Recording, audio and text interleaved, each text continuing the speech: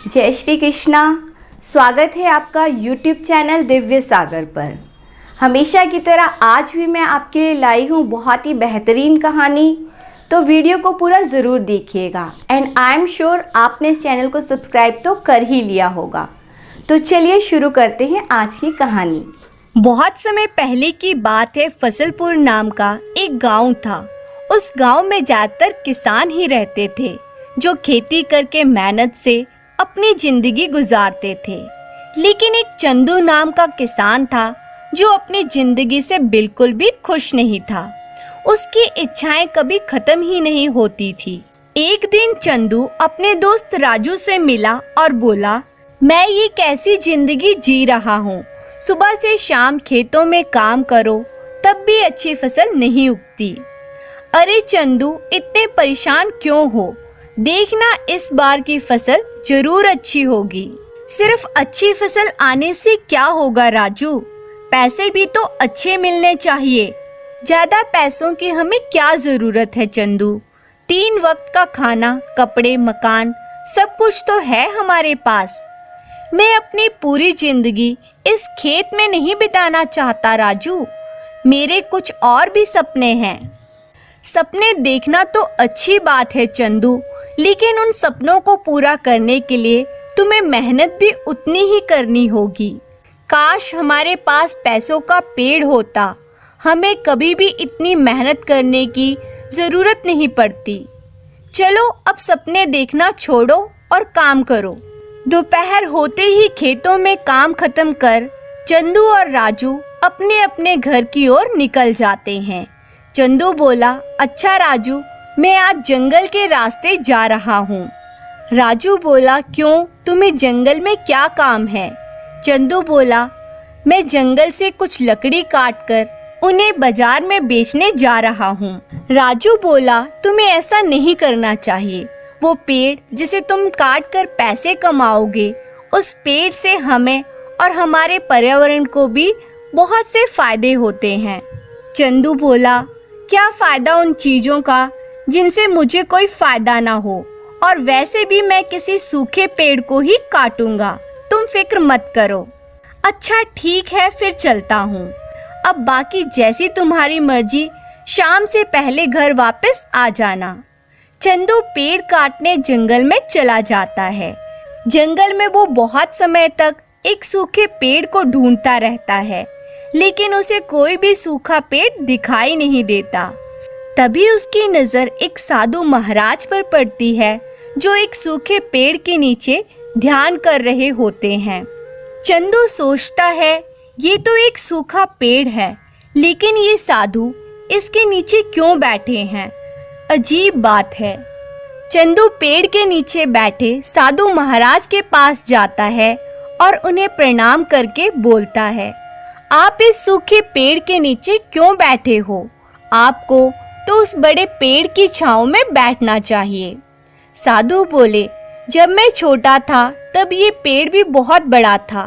फिर जैसे ही मेरी उम्र बढ़ती गई, ये पेड़ भी सूखता गया। आज इस पेड़ से मुझे कोई छांव नहीं मिलती, लेकिन ये आज भी मेरे लिए बहुत अनमोल है। तुम बताओ, तुम्हारा क्या नाम है और यहाँ क्यों आए हो? चंदू बोला, मैं इस पेड़ को काटने आया हूँ। साधु बोले, तुम इस पेड़ को काटकर क्या करोगे? मैं इस पेड़ को बाजार में बेचकर कुछ पैसे कमाऊंगा। पैसे? तुम इस अनमोल पेड़ की तुलना पैसों से करते हो? तुम एक किसान हो, तुम्हें पेड़ पौधों को जीवन देना चाहिए। साधु महाराज, ये पेड़ अब पूरी तरह सूख चुका है। न इस पर कोई फल आएंगे, ना ही इससे किसी को कोई छाया मिलेगी। फिर ये पेड़ अनमोल कैसे हुआ? साधु बोले, तुम्हारे भी बाल एक दिन सफेद हो जाएंगे और तुम भी बूढ़े और कमजोर हो जाओगे। तो क्या तुम्हें भी हम जान से मार दें? चंदू बोला, साधु जी, आप ये फिजूल की बातें करके मेरा वक्त बर्बाद न कीजिए। मैं इस पेड़ को काटे बिना यहाँ से नहीं जाऊंगा। साधु बोले, सुनो बच्चे, ये याद रखना, जड़ें हमारे जीवन की जुड़ी हैं इन पेड़ों से खास। जो तुम तोड़ोगे इन्हें तो फिर टूट जाएंगी सांस। फिर कैसा पैसा क्या व्यापार, जब जीवन हो पूरा आसार। साधु की बात ना मानते हुए चंदू ने अपनी कुल्हाड़ी उठाई और उस सूखे पेड़ पर घाव करने लगा। जैसे ही वो उस पेड़ पर घाव करने लगा, वो बेहोश होकर नीचे गिर गया। चंदू को जंगल से वापस ना आया हुआ देख राजू चंदू को ढूंढने जंगल की तरफ निकल पड़ता है। जंगल में कुछ देर चलने के बाद राजू को भी वही साधु महाराज नजर आते हैं। वो उन्हीं साधु महाराज के पास जाता है और उन्हें प्रणाम करता है। साधु महाराज उससे कहते हैं, जी मैं आपकी क्या मदद कर सकता हूँ। राजू बोला, साधु महाराज, मेरा एक दोस्त जंगल में लकड़ियाँ काटने आया था। वे अब तक घर वापस नहीं लौटा है। क्या आपने उसे कहीं देखा है? साधु बोला, मुझे माफ करो बेटा, तुम्हारे दोस्त ने एक गलती की थी। कैसी गलती? उसने एक पेड़ को जान से मारने की कोशिश की और अब वो खुद एक सूखा पेड़ बन गया है। राजू को एक सूखा पेड़ दिखाई देता है। उसके नजदीक पड़ी हुई कुल्हाड़ी और उसकी डाली पर लटका हुआ कपड़ा देख वो समझ जाता है कि ये उसका दोस्त चंदू ही है। राजू बोला, ये क्या हो गया साधु महाराज, कृपया मेरे दोस्त की भूल को माफ कर दीजिए और उसे फिर से जिंदा कर दीजिए। साधु बोले, मैं उसे जिंदा तो नहीं कर सकता बच्चे, लेकिन हाँ, उसके बदले में मैं तुम्हें कुछ और दे सकता हूँ। साधु महाराज अपनी आंखें बंद करके मंत्र जपने लगते हैं। देखते ही देखते वो पेड़ जिसके नीचे साधु महाराज बैठे थे पूरा का पूरा सोने में बदल जाता है।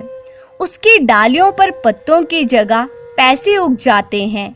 ये सब देख राजू हैरान हो जाता है और सूखे पेड़ बने अपने दोस्त और उस पैसों के पेड़ की तरफ देखता रह जाता है।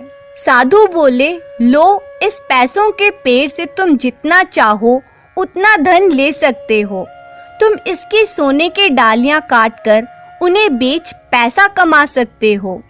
साधु महाराज का चमत्कार देख राजू उनके सामने नतमस्तक हो जाता है और रोते हुए उनसे कहता है, साधु महाराज, ये पैसों का पेड़ मेरे किसी काम का नहीं। मैं एक किसान हूँ और मेहनत कर दूसरों के लिए अनाज उगाकर अपना पेट भरता हूँ। आप मुझे मेरा दोस्त वापस दे दीजिए। मैं आपसे उसकी गलती और मूर्खता के लिए माफी मांगता हूँ।